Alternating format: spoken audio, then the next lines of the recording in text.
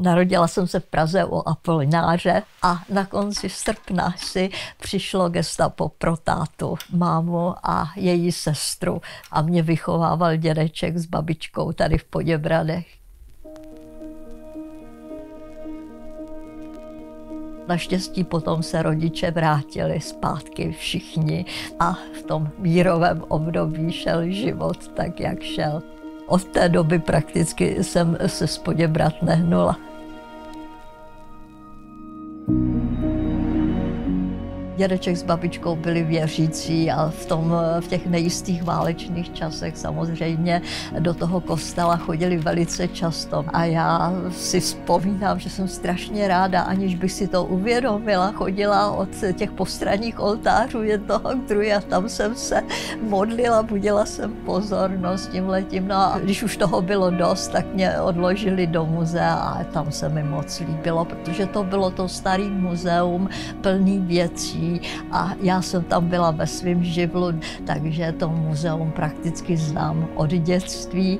A 1. dubna 1963 jsem se stala profesionální muzejnicí a jsem jí až do dnešních časů.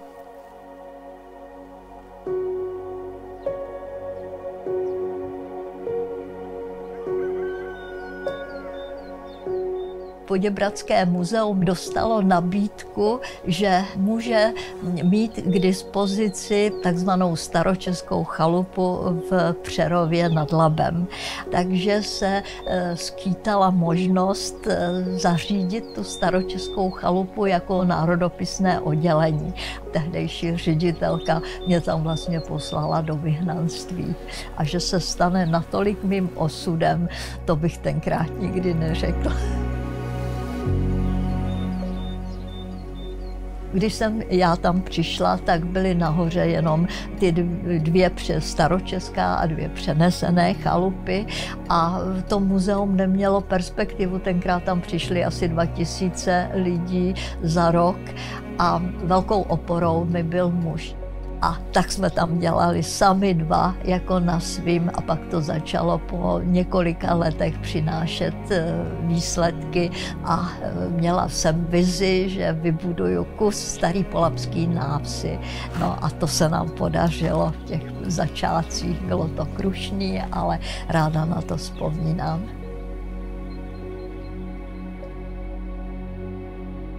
Město Poděbrady miluju a já ty proměny těch Poděbrad skutečně se zájmem sleduju, protože nebyly ještě nikdy tak hezky, jako jsou v současné době.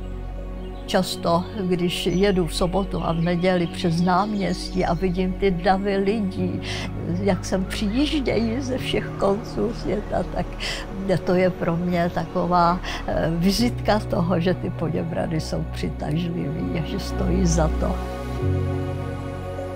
Moje taková oblíbená místa jsou za řekou kolem Havířského kostelíčka, Obora a Hřbitov. Tam se ráda vracím.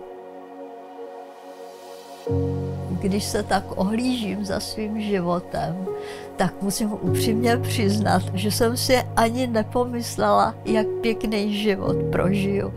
Ráda bych tady ještě nějakou chvíli byla na tom světě a byla užitečná nejenom pro svý nejbližší okolí, ale i pro ty Poděbrady. A že se někdo najde, kdo bude se stejnou láskou se jim věnovat, tak jako já.